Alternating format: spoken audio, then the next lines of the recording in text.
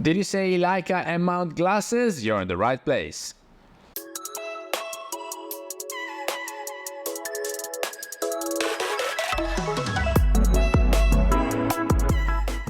Hello everybody, welcome back to the channel. Thomas Love from Leica Italia, and today we're gonna talk about this beauty.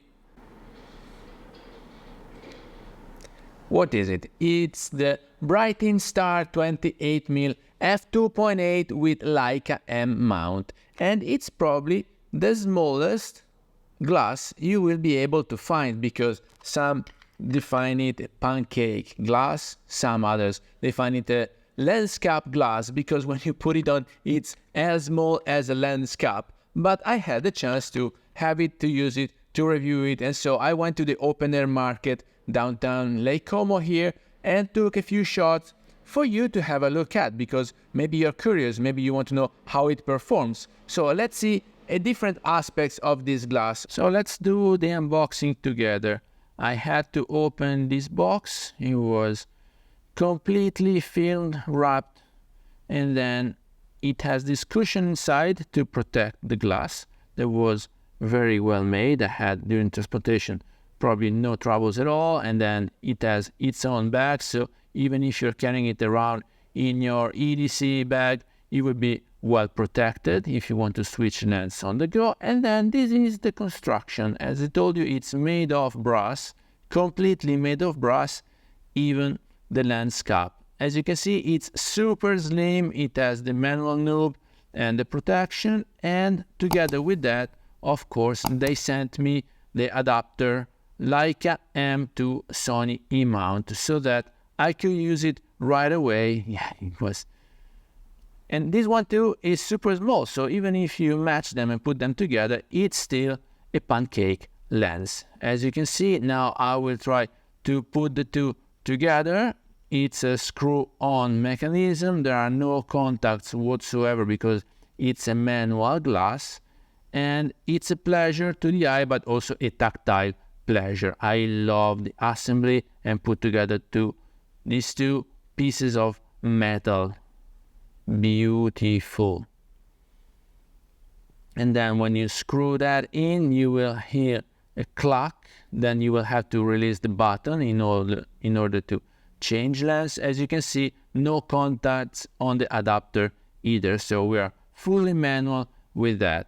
And then if you want to see the lens cap, it's a piece of brass. You will have to screw it on, and it protects the lens when you're not using it. Now let's see together how to mount it on my camera.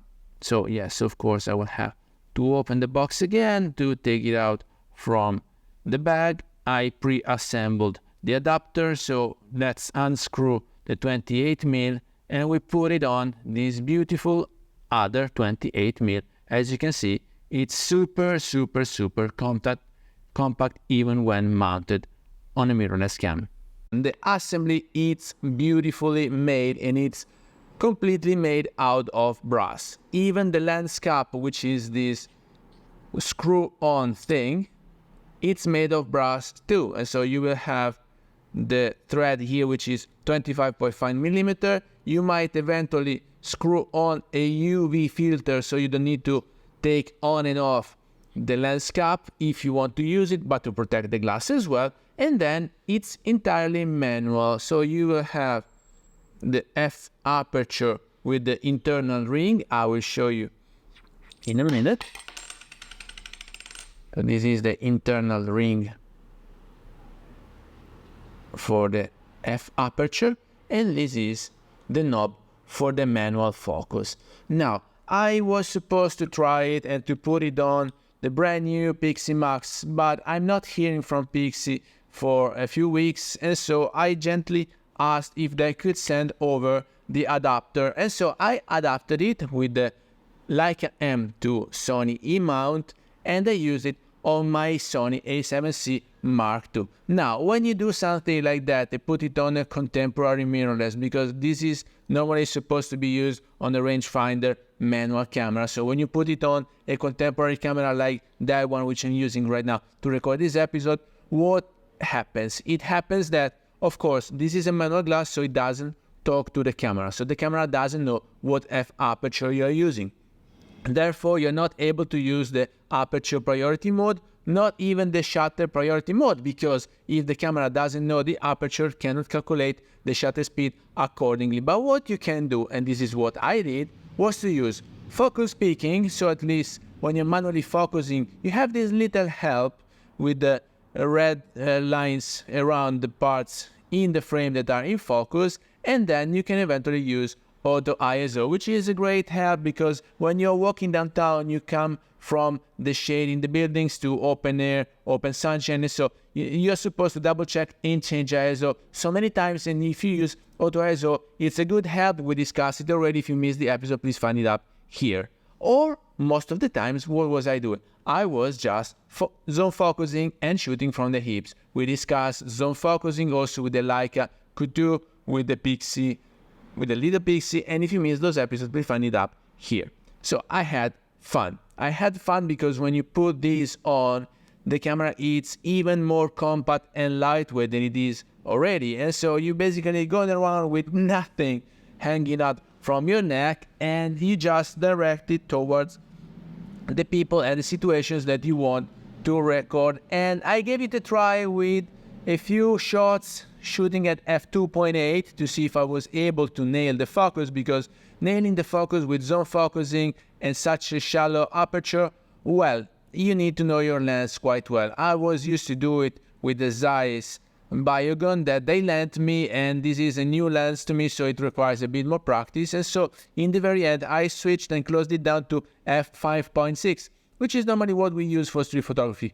5.6, 6.3, 7.1, even f8 or f11 if needed. But with f5.6, I have to say, this glass I will show you right now, this glass is oh so sharp. So congrats Brightin Star for having done such a great job on this glass. So if you want to double check, we can zoom in the center of this peak, which I edited in Luminar Neo, and there's a offer and a link down here below. You can use the code ONELENS if you want an additional discount. But double check in the center of this peak, it's oh so sharp and also in focus. And then of course it's a bit of a fall off when you go towards the border, but if you go to the corners, as you can see, the fall off is visible. And so I think this is the way this lens is built. So it's a flow by construction. There's nothing you can do even in post-production. If you want to double check